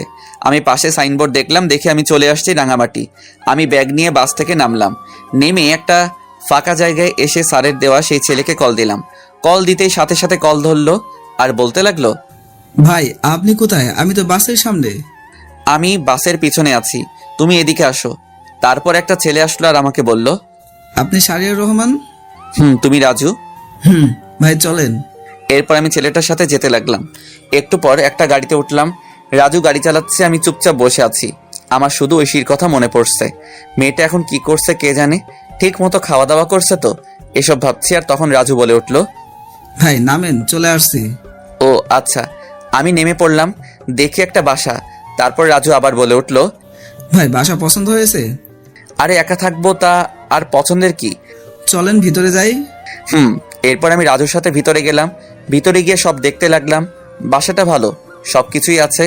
এরপর রাজু বলল, ভাই তাহলে আজকে যাচ্ছি। কিন্তু রান্না করার জন্য কে থাকবে? সরি ভাই, নিজে করতে হবে। আচ্ছা সমস্যা নেই, তাহলে যাচ্ছি। তাহলে আর এই নিন গাড়ির চাবি। আমার গাড়ি লাগবে না, অফিসের গাড়ি অফিসের থাক। তবুও ভাই, আমি অফিসের ম্যানেজার। আমার গাড়ি চালাতে ভালো লাগে না, তাছাড়া এই ভাঙা গাড়ি তো না। ও আচ্ছা, আমি বাইক কিনবো ভাবছি। আচ্ছা যাই তাহলে। এরপর রাজু চলে গেল। আমি ব্যাগ রেখে ফ্রেশ হয়ে নিলাম। তারপর রেডি হলাম বাইরে যাওয়ার জন্য। আর সন্ধ্যা হয়ে গেছে, তাই ভাবলাম রাতের খাবার খেয়ে আসি। আমি রেডি হয়ে হাঁটতে হাঁটতে কাছাকাছি একটা বাজারে আসলাম। বাজারে এসে নতুন সিম নিলাম। তারপর একটা হোটেল থেকে 1 প্যাকেট বিরিয়ানি নিয়ে বাসের উদ্দেশ্যে রওনা দিলাম। হেঁটে হেঁটে যাচ্ছি কারণ সন্ধ্যার প্রকৃতি খুব সুন্দর, তাও আবার রাঙামাটি, চারদিকে সবুজ আর সবুজ, আর ছোট আঁকাবাঁকা রাস্তা, হেঁটে যেতে ভালোই লাগছে। আমি আসার সময় সিমটা ফোনে ভরলাম আর ফেসবুক ডিঅ্যাক্টিভেট করে দিলাম, আর গ্যালারি চেক করে দেখি ঐশীর একটা পিক রয়েছে। আমি তো সব পিক বাসে ডিলিট করছিলাম, হয়তো এটা ভুল করে রয়ে গেছে। আমি পিকটার দিকে তাকিয়ে হাঁটতে লাগলাম। পিকটা দেখে ঐশীর ওইসব ঘটনা মনে পড়ে গেল, আর পিকটা ডিলিট করে দিলাম। আর বলতে লাগলাম, পাগলি রে, একদিন পাগলের মতো খুঁজবি, তখন বুঝতে পারবি কি ছিলাম তোর জীবনে। কিন্তু সেদিন আমার এই ভালোবাসাটা নাও থাকতে পারে। এইসব ভাবতে ভাবতে বাসায় চলে আসলাম। বাসায় এসে ফ্রেশ হয়ে খাবার খেয়ে নিলাম। খাবার খাওয়ার সময় ঐশীর কথা মনে হচ্ছে, কারণ ঐশী যে আমাকে খাইয়ে দিত। তবুও কষ্ট করে খেয়ে শুয়ে পড়লাম। শরীর ক্লান্ত থাকায় চোখ বন্ধ করতেই ঘুমিয়ে পড়লাম। সকালবেলা ঘুম থেকে উঠে ফ্রেশ হয়ে রেডি হয়ে নিলাম, তারপর অফিসে যেতে লাগলাম। রাস্তায় তেমন গাড়ি নেই, আমি হেঁটে হেঁটে যাচ্ছি। কিছুক্ষণ হাঁটার পর দেখি একটা অটো আসছে, আমি অটোতে উঠে পড়লাম। তারপর অফিসে চলে আসলাম। অফিসে আসতেই সবাই আমাকে অভিনন্দন জানালো। আমি সবার সাথে কৌশল বিনিময় শেষে কেবিনে গেলাম। কেবিনে গিয়ে বসতেই রাজু আসলো আর বলল, স্যার আসবো? আসো। আর আমাকে ভাইয়া রাখবে। ভাই এই যে ফাইল, একটু দেখেন। আর শোনো, অফিস শেষ হলে দেখা করবে। আচ্ছা ভাই। এরপর রাজু চলে গেল। আমি ফাইল দেখতে লাগলাম, আর তখনই একটা মেয়ে আসলো। স্যার আসতে পারি? আসুন। মেয়েটি এসে আমার কাছে ফাইল দিল। আমি মেয়েটির দিকে তাকালাম, দেখলাম মেয়েটা প্রেগনেন্ট আর বয়স প্রায় আমার সমান হবে। আরে আপনি এই অবস্থায় অফিসে কেন? ছুটি নিলেও পারতেন। সমস্যা নেই স্যার। আপনার নাম কি? জি যারা। ও আচ্ছা, আপনাকে ছুটি দিয়ে দিলাম, আজ আপনি বাসায় চলে যান। ধন্যবাদ স্যার। স্যার বলে ডাকবেন না, ভাই বললে খুশি হব। আচ্ছা ভাইয়া। আমি রাজুকে বলে দিচ্ছি, ও আপনাকে নামিয়ে দিয়ে আসবে। তার দরকার নেই। আরে কি বলেন, যেটা বলছি এটাই শেষ কথা। এরপর আমি ফোন দিয়ে রাজুকে বলে দিলাম। তারপর আমি আমার কাজ করতে লাগলাম। কাজ করতে করতে কখন যে দুপুর পার হয়ে বিকাল হয়ে গেল। তারপর আমি উঠে বের হলাম, আর তখন রাজু বলল, ভাই অফিস তো শেষ, আপনি বলছিলেন দেখা করতে। একটা বাইক কিনবো, চলো ব্যাংকে যাই। এরপর রাজুকে নিয়ে ব্যাংকে গেলাম। আমার কিছু জমানো টাকা ছিল, আমি টাকাগুলো তুলে নতুন বাইক কিনলাম। বাইকটা বাংলাদেশে নতুন আসছে, এটা এত বছরের সঞ্চয় দিয়ে কিনলাম। অনেক দিনের শখ ছিল নিজের টাকায় বাইক কিনবো, তাই খুব খুশি হলাম।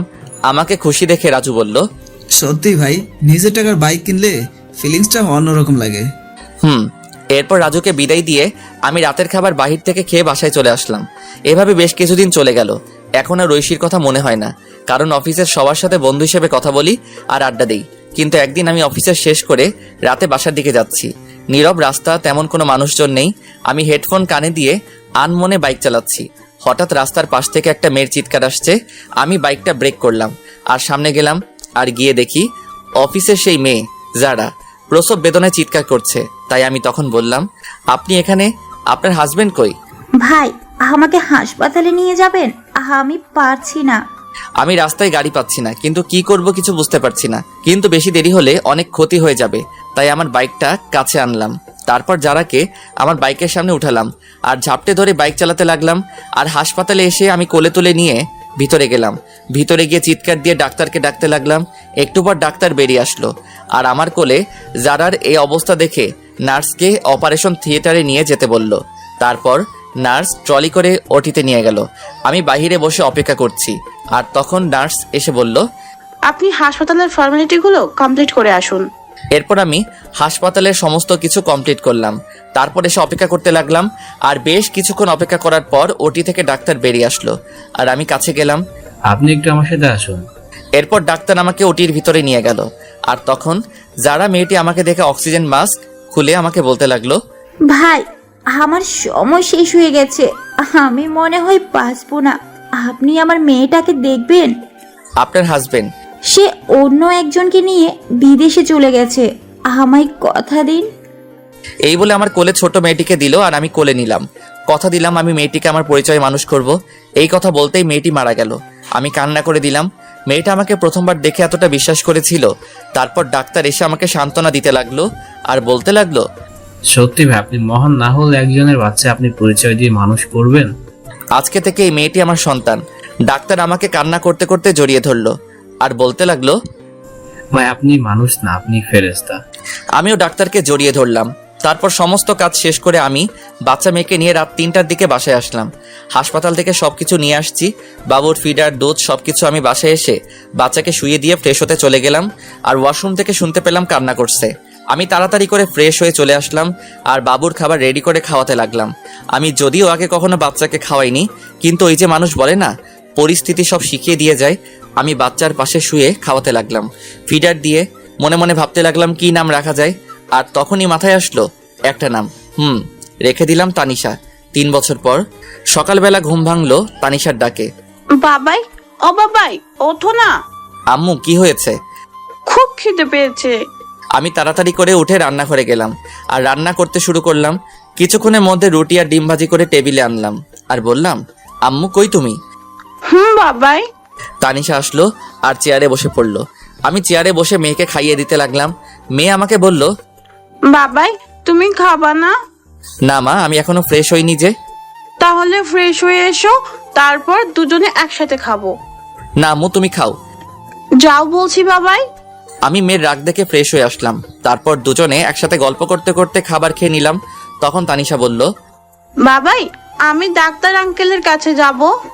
আচ্ছা চলো তাহলে। এরপর আমি রেডি হয়ে নিলাম, মেয়েকে রেডি করিয়ে বাইক নিয়ে বের হলাম। তারপর হাসপাতালের দিকে যেতে লাগলাম। রাস্তায় বাবা মেয়ে কথা বলতে বলতে আসলাম। আমি এসে বাইক রেখে ভিতরে গেলাম। আমার আগে তানিশা দৌড়ে চলে গেল। তানিশা যেতেই রাকিব বলল, আরে তানিশা আম্মু যে। এই বলে রাকিব তানিশাকে চেয়ার থেকে উঠে এসে কোলে তুলে নিল। আর তখন পাশে বসে থাকা নতুন মেয়ে ডাক্তার বলল, স্যার, এটা কি আপনার মেয়ে? না, শাহরিয়ার সাহেবের। কথাটা শুনে পাশে থাকা মেয়েটা অবাক হয়ে গেল আর নিশ্চুপ হয়ে গেল। এদিকে আমি রাকিবের কেবিনে গেলাম। কেবিনে গিয়ে দেখি রাকিবের কোলে তানিশা বসে আছে। রাকিব, আমি লাঞ্চে এসে নিয়ে যাব। আমার কণ্ঠ শুনে পাশে থাকা মেয়েটি আমার দিকে তাকালো। আমি তাকাতেই আমি অবাক, কারণ এটার কেউ না, হ্যাঁ এটাই ঐশী। ঐশী আমাকে দেখেই পায়ে ধরে ফেললো আর বলতে লাগলো, আমি তোমার পায়ে ধরি, আমাকে মাফ করে দাও। আরে কে আপনি? আমার পা ছাড়ুন। কিন্তু ঐশী পা ছাড়ছে না। আমি জোর করে ছাড়িয়ে চলে আসলাম আমার বাইকে। ঐশী এসেছিল, কিন্তু আমি জোরে বাইক স্টার্ট দিয়ে অফিসে চলে আসলাম। অফিসে এসে কাজে মন বসছে না, কিভাবে বসবে? পুরনো ভালোবাসার মানুষকে দেখে ওদিকে ঐশী রাকিবের কাছে গেল আর বলতে লাগলো, ভাইয়া প্লিজ বলুন, এই হলো আমার হারিয়ে যাওয়া শাহরিয়ার। কি বলো? সে আমাকে রেখে বিয়ে করেছে, তবু আমাকে ক্ষমা করলো না। শাহরিয়ার বিয়ে করেননি? তাহলে মেয়ে? দাঁড়াও বলছি, আগে তানিশাকে ওদিকে পাঠাও। এরপর রাকিব তানিশাকে অন্য একটা নার্সের সাথে খেলতে পাঠালো। হাসপাতালে সবাই তানিশাকে চিনে আদর করে। বাসার পাশে হাসপাতাল হওয়ার কারণে কোনো সমস্যা হয় না। এরপর রাকিব ঐশীকে সবকিছু বলতে লাগলো। সব শুনে ঐশী চুপ করে রইল।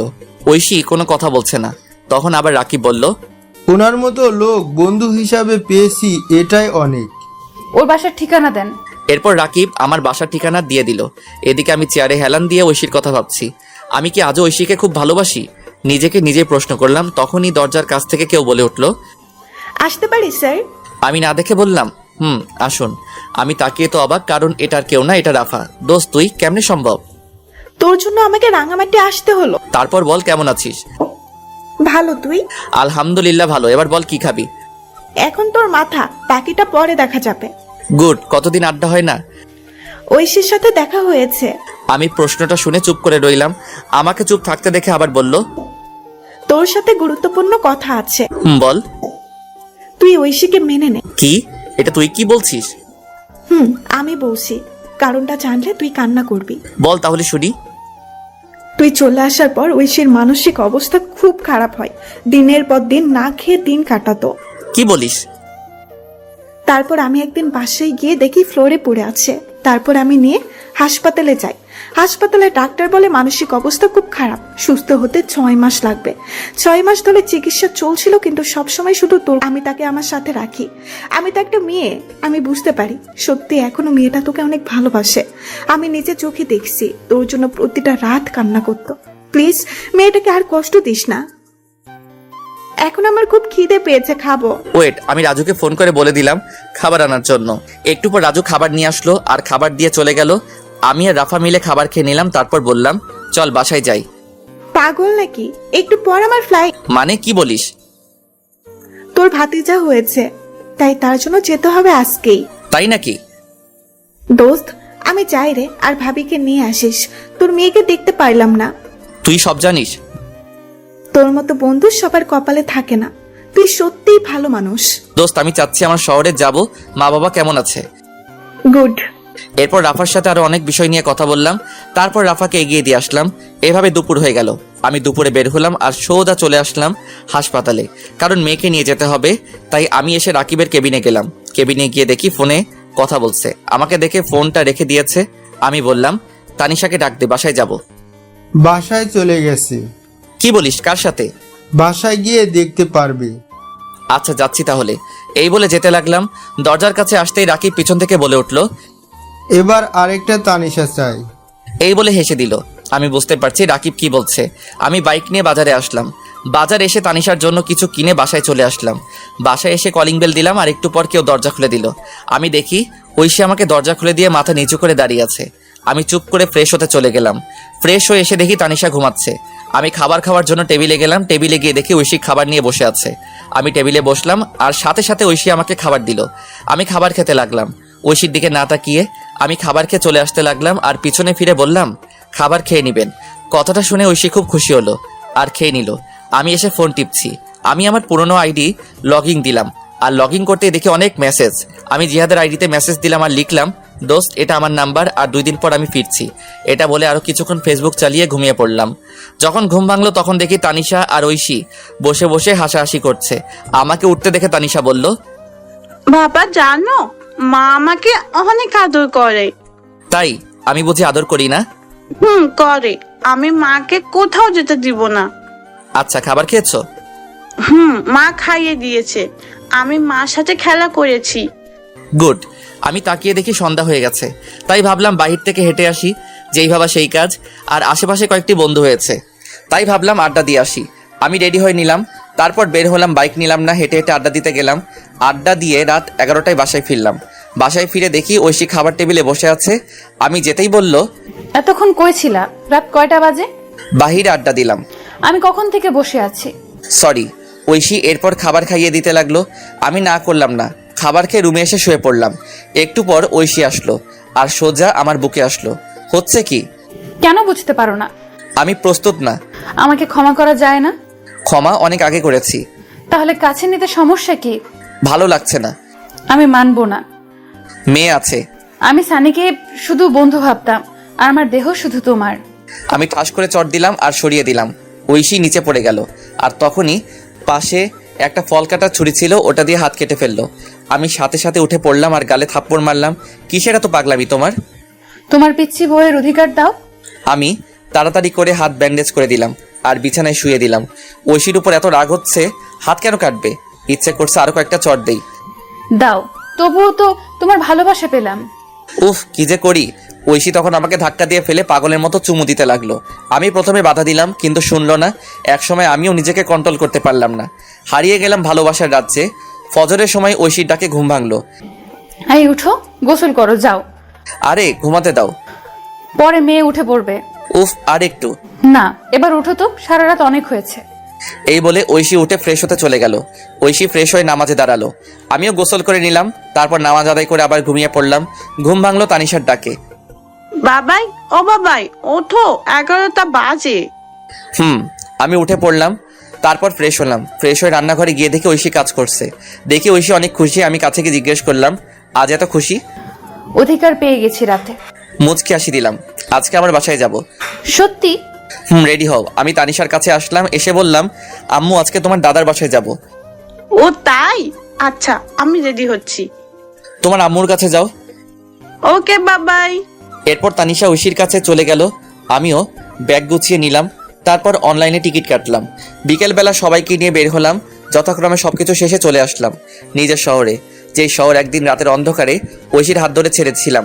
তারপর গাড়ি দিয়ে আমাদের বাসার উদ্দেশ্যে রওনা দিলাম। এই কয়েক বছরে চারদিকে অনেক পরিবর্তন হয়ে গেছে। বাসায় যেতে যেতে রাত 8টা বেজে গেল। আমি গিয়ে কলিং বেল দিলাম। বেশ কিছুক্ষণ পর মা এসে দরজা খুলে দিল। তারপরে মা আমাকে দেখে জড়িয়ে ধরলো। আমিও মাকে জড়িয়ে ধরলাম। তুই আমাদের একবার বলতি, তোর জন্য আমরা কি না করতাম। মাফ করে দাও মা। পাশে কে? তোমার বৌমা আর নাতি। মা গিয়ে ঐশী আর তানিশার সাথে কথা বলতে লাগলো। আমি ভিতরে আসলাম। এসে দেখি বাবা, ভাইয়া, ভাবি আর একটা বাচ্চা ছেলে বসে আছে। আমাকে দেখে সবাই অবাক। তারপর আর কি, সবাই আমাকে ইচ্ছে মতো বকা দিতে লাগলো। অবশ্য মায়ের কথাই মেনে নিয়েছে। এখন আমরা খুব সুখী, নেই আর কোনো কষ্ট দুঃখ। তারপর আমি আমার রুমে গেলাম, রুমটা আগের মতোই আছে। আমি গিয়ে ফ্রেশ হয়ে নিলাম, তারপর শুয়ে পড়লাম। শরীর ক্লান্ত থাকে, কখন যে ঘুমিয়ে পড়লাম বুঝতে পারলাম না। ঘুম ভাঙলো ঐশী জড়িয়ে ধরাতে। আমি তাকিয়ে দেখি ঐশী আমার বুকে। ঘুম ভাঙলো তাহলে? কয়টা বাজে? রাত 2টা। কি? আমি তো খাবার খাইনি, খুব খিদে পেয়েছে। এই জন্যই তো খাবার রুমে নিয়ে আসছিলাম। তানিশা কই? তার দাদুর সাথে ঘুমিয়েছে। ও, এরপর আমি ফ্রেশ হয়ে আসলাম। তারপর ঐশী আমাকে খাইয়ে দিল, আমি ঐশীকে খাইয়ে দিলাম। খাবার শেষ করে লাইট বন্ধ করে বারান্দায় আসলাম, এসে চাঁদ দেখতে লাগলাম। ঐশীকে পিছন থেকে জড়িয়ে ধরে তখন ঐশী বলল, এই দিনটার জন্য অপেক্ষা করছিলাম। তাই? তবে বিয়ে হয়েছে অনেক আগে। এতদিনে 4-5টা পোলাপান থাকার কথা, কিন্তু এখনো কিছুই হলো না। তাহলে হবে নাকি আজকে? আজকে সম্ভব না। কেন কেন? বুঝতে পারো না কেন? আমি তো আপনার মতো ডাক্তার নই। থাক, বুঝতে হবে না। কখন থেকে? দুপুর থেকে। বলনি কেন? রাস্তায় কি করে বলি? আছে না, আনতে হবে। সকাল পর্যন্ত চলবে। আচ্ছা, সকালে এনে দিব। পেট ব্যথা করছে। চলো রুমে। আমি কোলে করে নিয়ে রুমে আসলাম, এসে শুয়ে দিলাম। তারপর পেটে হাত দিলাম। পেটে হাত দিতেই ঐশী কেঁপে উঠলো। আমি বললাম, ঘুমিয়ে পড়ো। জড়িয়ে ধরো। আমি শক্ত করে জড়িয়ে ধরলাম। তারপর দুজনে ঘুমিয়ে পড়লাম। এভাবে চলতে লাগলো আমাদের মিষ্টি সংসার। হাই বন্ধুরা, গল্পটা কেমন লাগলো অবশ্যই কমেন্ট করে জানাবেন। আর যারা এখনই চ্যানেলটিকে সাবস্ক্রাইব করেনি তারা অবশ্যই প্রেমের তাজমহল চ্যানেলটি সাবস্ক্রাইব করে রাখুন।